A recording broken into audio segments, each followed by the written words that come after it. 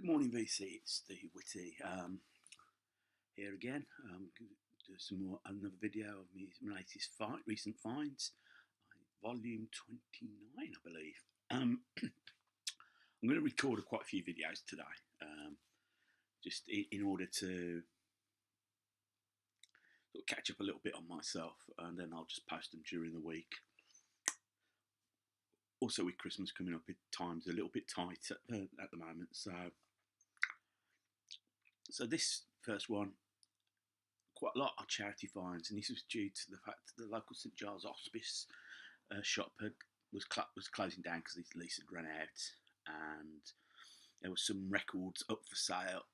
They were doing a clear out. There was lots of stuff on offer. They had a load of old crappy country albums, but I managed to pick up some stuff that interested me. It may not interest you, but it interested me. So, without further ado, let's start off. Picked up this copy of ABBA's Voulez-Vous. The cover is slightly ripped, but the vinyl is playable. But we'll look for a replacement copy. This album, Bad Company's Straight Shooter, I already own, but it was going for £1. I thought I'll have it. Again, cover's not in great nick. It plays. I can see my niece getting hold of that, having that one. Next album, bit of classical. This is Beethoven's Symphony No. 5, performed by the Philadelphia Orchestra. It's conducted by Eugene Ormandy.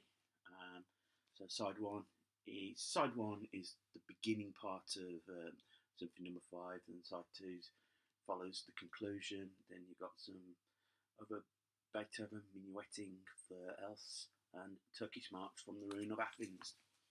Not bad. Another classical album I picked up. This one I got from a local Oxfam. Well, it's not classical. This is some Gregorian chants. Resurrexi.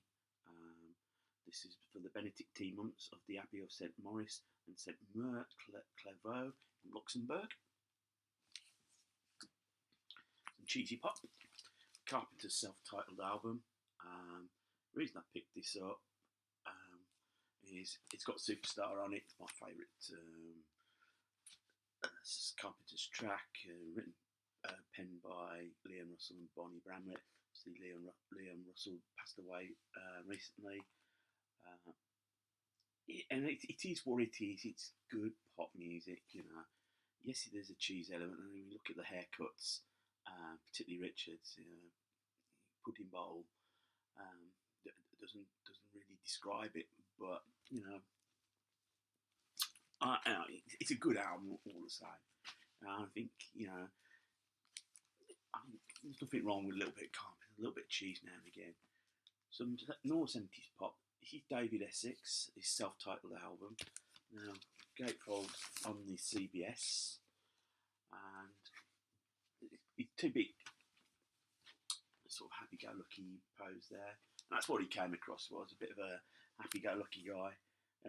Big songs on there. Go and Make You a Star, which was a #1 single for him.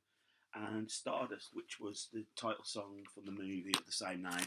I think in one of my first videos, I described how only the soundtrack to the album. And if you've never seen the film Stardust with David Essex, it is on YouTube.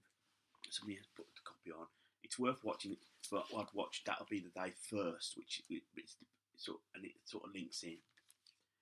More classical music. This is Handel's Water Music Suite, and Mozart's Eine Kleine Nachtmusik on the Allegro label. Plays well. Quite a lot of these classical records, because they tend not to be played that often as say popular music, tend to be in very good nick, despite their age. So I was pleased with that.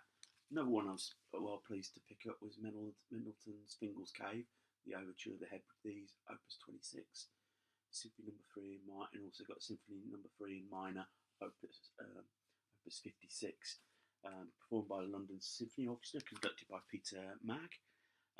Mendelssohn's got quite a link to the UK. Finlaw's Cave, he was inspired by a trip to Scotland. And also, in my home city, Birmingham, before he died, he did performed quite a lot of concerts of his music at the newly constructed town hall at that time. This is a double album. This is by Paul Bad Skoda, a pianist, and this is Mozart's Die Klaversotten. This is German, so you have to forgive me for my pathetic attempts at speaking German. Again, not this for 99 pence. Well, you know, it's again pretty mint. So I was happy with that. Back to the cheesy pop. New Seekers in Perfect Harmony, which is sort of a best of. There's the band at the back. This is the original, well, not the original lineup, because New Seekers had evolved from a band called the Seekers, which were an Australian sort of folk harmony group who had a few hits, Georgie Girl, The Carnival Is Over, and they split up, and I can't remember which member decided to form the New Seekers, but he got really fed up with it all, and he decided to go back to Australia, but allowed the rest of the group to carry on performing with the New Seekers, and they became very popular. I suppose the big hit song that everyone knows is "I Like to Teach the World to Sing," which was used by Coca-Cola for the adverts at the time. You've got on here "Beg, Steal or Borrow," which was their which I showed a couple of videos ago with a single. The cover of Melanie's "Look What They've Done to My Song Ma," "Morning Has Broken." Yeah, harmony pop. They were very popular at the time in the early 70s. So, something that was very popular in the 70s was Starsky and Hutch. In the UK, I think everyone, my mum knitted a lot of the Starsky, the jackets, the woolen jackets, quite a few of those floating around. And David sold to cash in on it. Released a few singles, and this is his album, playing to an audience of one. He had 2 number 1 singles, "Don't Give Up on Us" and the rather excellent "Silver Lady." It's a good album. Actually, it's not, for what it is, it's not a bad album. David Soul now lives in the UK. He performs here. I mean, somewhat bitter that they didn't get more out of the Starsky and Hutch, but then I don't think anyone realised at that time you would make a load of money. The model car. It's all changed. It's a different world now. I don't think, with television, but an arcade compilation, 20 Fantastics hit by the original artist. This is the first, volume 1. This was the first one they did. You got Rod Stewart's Maggie May on it, Osmond's One Bad Apple. The Mixtures, Push Bike Song, Vanity Fair, Early in the Morning, Slade 'Cause I Love You, Piglets, Johnny Reggae, Johnny Johnson and his Bandwagon, Blame It on the Pony Express, the Bee Gees' My World, Dawn's Candida, again New Seekers, Beg, Steal or Borrow, Delphonics, La La La Means I Love You, practically unplayable that song is, isn't it? The Hollies' Baby, this is didn't feature Alan Clark, it featured Mikkel Forsås on vocal, Swedish vocalist. He only lasted a few months. Donny Osmond's Puppy Loves, Edison Lighthouse, Love Grows Where My Rosemary Goes, classic pop single, 1970. Lou Christie, Gonna Make Your Mind. Barry Ryan, I Can't Let You Go. Daniel Boone, Beautiful Sunday. Melanie, Look What They've Done to My Song Ma. So it all links in. And the Pierce the Resistance, the Chelsea football team, Blue is the colour. Now, if you ever watch Chelsea on the Premier League, wherever you are, you'll hear that song always played when they come out.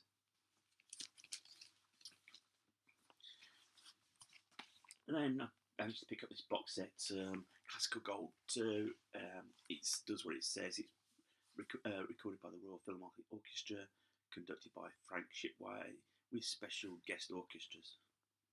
Okay, and it's just the record one, full record set, overtures and symphonies, waltzes, marches, and Viennese airs. concert masterpieces and opera and classical favourites. So very much what I call opera type. But happy to pick those up. On top of that, I managed to pick up some albums from the record shop. These weren't bound, but I'm pretty pleased I picked up that. And Highway to Hell, AC/DC, last album featuring Bon Scott. Absolutely brilliant album. Probably the first AC/DC record I listened to. So I was really pleased I managed to pick that one up. Band I've mentioned previously, Bebop Deluxe. This is the best and the rest of Bebop Deluxe on Out and Harvest. This came out. Look where it came out. I can't see.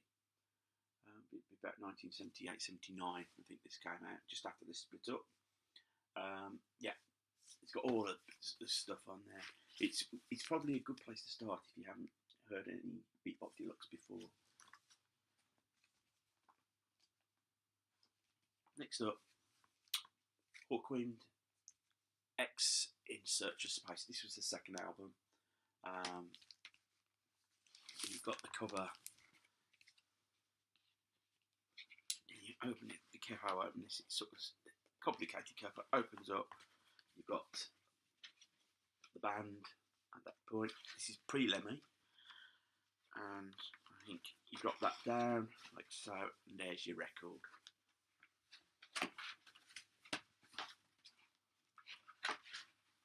You don't get that with CDs, and you don't get that with a download.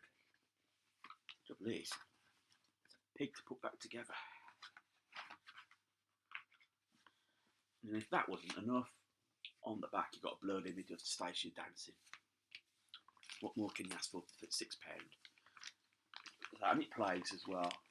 And most importantly, a great album. I'm going to get some more Hawkwind. Really good. This I did pick up for £1, and I was expecting this to be in really bad condition. The box ain't great. It's probably why it's £1, because I know Pete in the store has got another copy of this selling for £15, which is in better condition. Gary Numan's Living Ornaments, 79 and 80. These are essentially two live albums, one from his 1979 tour and one from his 1980 tour. These came out in 1981. Gary Numan, at that point, had announced he'd retired. Hence why these came out sort of like souvenirs of that time. And they played really well. They really are in good condition. Played better than I expected. And I'm really stoked to pick up these. Been an excellent documentary on Gary Numan on the BBC. Documentary film up to when he recorded his 2013 album, having relocated to LA, and he's quite a complex character. And I think if it weren't for his wife, I don't think he'd have really lasted. To be quite honest, I think she's been sort of like the rock on his shoulder. Last album in this batch is Queen Works. I remember having this for my 19th birthday. I think at this point, Queen were a little bit in limbo. Hot Space hadn't sold. I think it was given general thumbs down because of the direction it was going. This is more of we've got more of the synths involved. Radio Gaga being the big hit single. You've got Wanna Bake Free, which in its single form featured the video, which I think killed their career in America. Favourite one of mine is Hammer to Fall on this. In 12 months' time, when Livegate came out, their career suddenly boosted. But at the time, they were really on the skids, and I don't think the tour went well. And I think it was quite a chance that they could have split up at that time. So I'm going to leave it there because I've got other videos to record. This one will get published today. So enjoy the rest of your Sunday.